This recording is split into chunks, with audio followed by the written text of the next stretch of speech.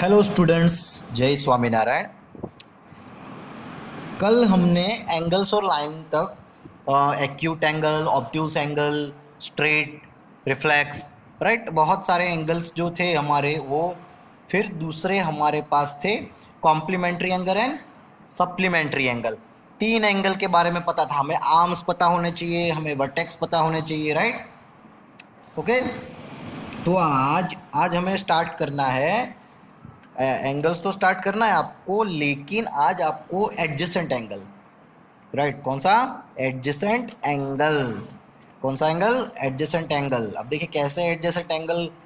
तो हम लिखते हैं यहाँ पे व्हाट इज एडजेसेंट एंगल।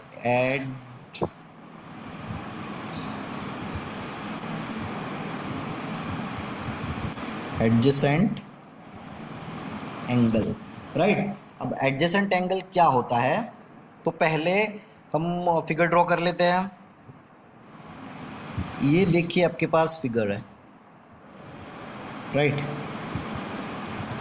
ये वर्टेक्स है, इसका नाम है ए, बी, सी और डी, राइट।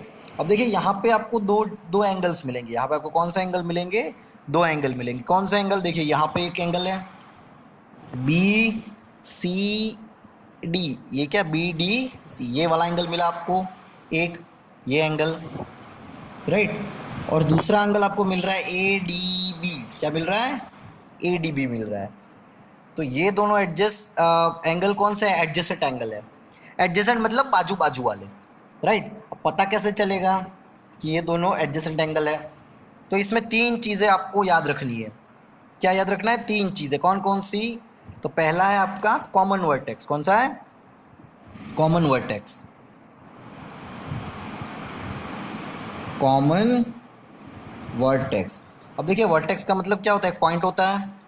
तो यहाँ पे देखिए बी डी सी, तो इसमें भी डी है, और ए डी बी, तो इसमें भी डी है। तो ये हो गया आपका कॉमन वर्टेक्स फुलफिल हो रहा है। तीन जो कंडीशन यहाँ पे लिखूंगा वो तीनों कंडीशन इसमें फुलफिल होगी, तो इसका मतलब ये एडजेसेंट एंगल है। आपको क्वेश्चन पूछा जाएगा, प्रूव दैट एडजेसेंट एंगल और not, this angle are adjacent और नॉट। ओके। फिर दूसरा है common arm. Common arm, arm मतलब हाथ। इसमें हाथ की बात की नहीं है। इसमें देखिए बी डी सी एक एंगल हुआ, ये एक फर्स्ट एंगल है हमारा, मान लीजिए सेकंड एंगल है हमारा, राइट। बी डी ए या ए बी डी, तो देख में ये जो लाइन है, राइट, ये जो आर्म है, इसमें एक आर्म ये हुआ, ये दूसरा आर्म, इसमें भी एक आर्म ये हुआ, ये दूसरा आर्म। ये देखिए दोनों में कॉमन है, बी डी, ये दोनों में कॉमन है। ये इसमें भी है और इसमें एंगल में भी है, तो ये प्रूव हो रहा है। नेक्स्ट, नॉन कॉमन आर्म्स और आइदर साइड्स, राइट। नेक्स्ट है नॉन कॉमन आर्म और इधर साइड। और दूसरे नॉन कॉमन मतलब ये कॉमन नहीं होने चाहिए, राइट। दूसरे साइड भी होने चाहिए उसके पास जो कॉमन नहीं है। नॉन कॉमन आर्म्स और साइड्स, दूसरे साइड्स भी ऐसे होने चाहिए जो कॉमन नहीं है। और समझ में आया कि तीन चीजें अगर जिसमें फुलफिल हो रही है तो उसे क्या बोलते हैं हम? Adjacent angles. क्या बोलेंगे? Adjacent angles. अब ऐसे ये देखिए तो डिजाइन अलग है। आपको कोई भी पूछे, कोई भी सम आपको पूछ सकते हैं, आपको कोई भी सम पूछ सकते हैं। कैसे? देखिए आपको ऐसी डिजाइन भी बोलेंगे वो लोग,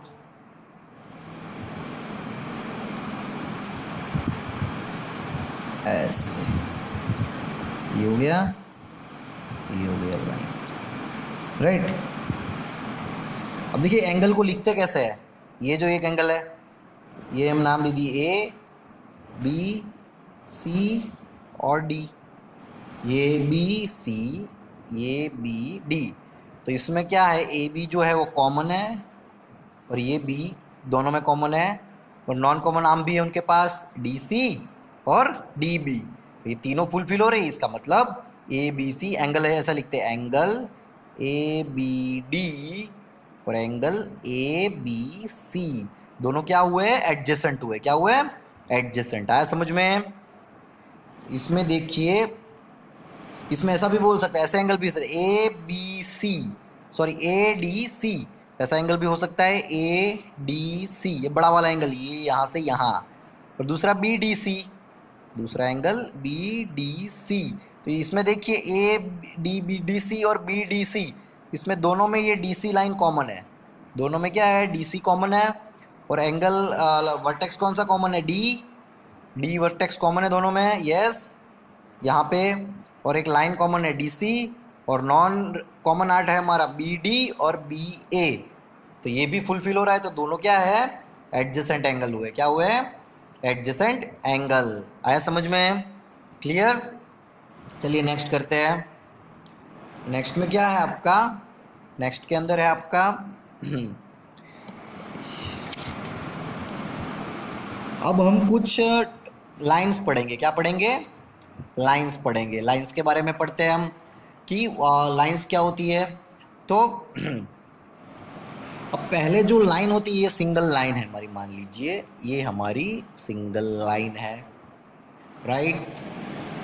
अब इसको हमने किया इंटरसेक्ट, इसको क्या किया हमने, इंटरसेक्ट किया। आया समझ में, इसको हमने क्या किया, इंटरसेक्ट किया, राइट, क्लियर, ओके। चलिए अब इसमें क्या हुआ कि देखिए इन दोनों में, अगर दोनों लाइन में कॉमन पॉइंट है, दोनों लाइन में एक पॉइंट कॉमन है, राइट, लाइन इंटरसेक्टिंग लाइन का मतलब क्या हुआ, राइट, हम लिखेंगे यहाँ पे इंटरसेक्टिंग लाइंस। इंटरसेक्टिंग लाइन का मतलब क्या हुआ, right, lines, the lines who having common point। देखिए यहाँ पे मान लीजिए ए है, इसका नाम बी है, तो ए और बी जो है उसके पास एक कॉमन पॉइंट है, इसको नाम अगर हम देंगे ओ दे देंगे, राइट। तो दोनों के पास कौन सा पॉइंट है, ओ पॉइंट कॉमन है, तो वो हो गई हमारी इंटरसेक्टिंग लाइन। क्या हो गई, इंटरसेक्टिंग लाइन।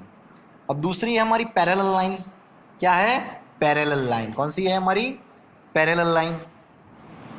दूसरी हो गई हमारी पैरेलल लाइन। पैरेलल लाइन में क्या होता है, तो यहाँ पे अगर हमारे पास एक लाइन यहाँ पे है, दूसरी लाइन सेम, तो इन दोनों का डिस्टेंस, ये डिस्टेंस यहाँ से यहाँ तक, ये अगर सेम होना चाहिए, ये अगर यहाँ पे डिस्टेंस है 5, तो यहाँ का भी डिस्टेंस क्या होना चाहिए, 5 होना चाहिए। तो ये सारी जगह पे डिस्टेंस क्या होना चाहिए, 5 ही होना चाहिए। तो इनको क्या बोलेंगे, पैरेलल लाइन। क्या बोलेंगे, पैरेलल लाइन।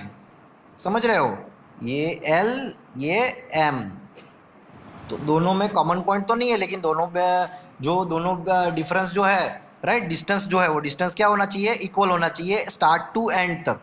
तो ये क्या हो गई, पैरेलल लाइन हो गई। और इंटरसेक्टिंग पॉइंट जो था, इसको हम क्या बोलेंगे, intersecting point of lines, right. ये दोनों लाइन का इंटरसेक्टिंग पॉइंट है, ये हमारी पैरेलल हो गई। आया समझ में, यस और नो, यस, ओके। चलिए अब बात करते हैं ट्रांसवर्सल। क्या, ट्रांसवर्सल, क्या, ट्रांसवर्सल। चलिए लिखते हैं यहाँ पे तो अच्छे से समझ में आएगा।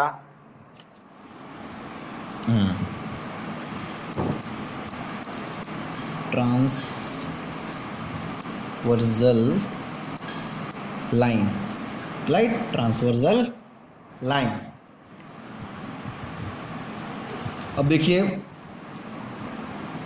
यहां पे हमारे पास अगर दो लाइन है, एक ये हो गई दो, there are not parallel line, okay, ये पैरेलल लाइन नहीं है।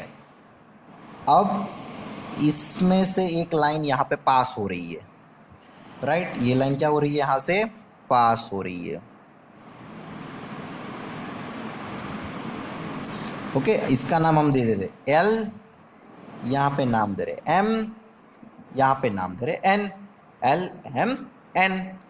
तो इसका मतलब कि L is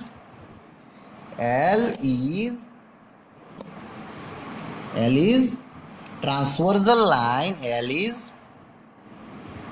transversal line of M and N. L is a transversal line of L and M। मतलब कि जो L है ये ट्रांसवर्जन है M और N की। समझ रहे हो, इसको यहाँ पे इंटरसेक्ट कर रही है, इसको यहाँ पे इंटरसेक्ट कर रही है। आया समझ में? इसको क्या बोलते हैं? ट्रांसवर्जल बोलते हैं। क्या बोलते हैं? Transversal line. क्या बोलेंगे? Transversal line. एल को क्या बोलते हैं? Transversion line. अगर दो लाइन है उसको कट कर रही है, इंटरसेक्ट कर रही है, तो उस लाइन को, एक ही लाइन है, एक ही लाइन दो लाइन को अलग अलग 2 पॉइंट्स में इंटरसेक्ट कर रही है, तो इसे क्या बोलेंगे? Transversal line of M and N. Clear? ये देखिए, एम को इस पॉइंट पे इंटरसेक्ट कर रही है और एन को ये वाले पॉइंट पे इंटरसेक्ट कर रही है। क्लियर? तो इसके बाद ये हो गया। देखिए, इसमें इंपॉर्टेंट है, आपको ध्यान रखना है कि ट्रांसवर्जल लाइन क्या होती है, क्योंकि आगे जगह टॉपिक जो हम पढ़ने वाले हैं, राइट, आगे का जो एक्सप्लेनेशन है वो इसके लिए बहुत इंपॉर्टेंट है। अच्छे से समझिएगा तो याद रहेगा, नहीं समझिएगा तो नहीं याद रहेगा। ओके, अब देखिए ये हो गया। अब सिंपल जो होता है, वर्टिकली अपोजिट एंगल्स किसे बोलते हैं? क्या बोलेंगे? Vertically opposite angle. कैसे? देखिए, vertically opposite angle. Vertically opposite angle मतलब क्या होता है? राइट, वर्टिकली अपोजिट मतलब क्या होता है?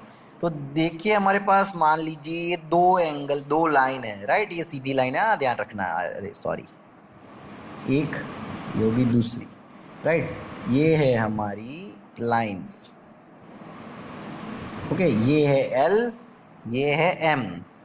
तो यहाँ पे देखिए, ये लाइन जो है वो दो एंगल बना रही है। यहाँ पे एंगल बना रही है, एंगल नंबर 1, यहाँ पे एंगल बना रही है, एंगल नंबर 2, इधर भी बन रहा है 3, इधर भी बन रहा है 4। क्योंकि एंगल में क्या होता है? एक वर्टाइसिस होता है, दो आर्म होते हैं, तो सबके पास है, राइट।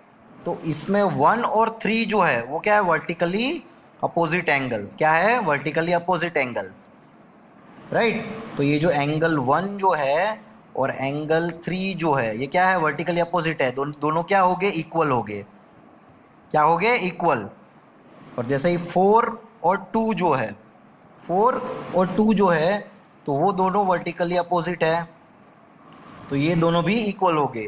क्वेश्चन आपको कैसे पूछेंगे? तो आपको इस तरीके से क्वेश्चन पूछ सकते हैं कि देखिए, अगर हमारे पास ये रहे वर्टिकली अपोजिट, तो इसका 30 है, तो इसका कितना होगा? राइट, इसका कितना होगा? आया समझ में? इसे क्या बोलेंगे? Vertically opposite. तो इसको हमें पता होना चाहिए, vertically opposite angle are same.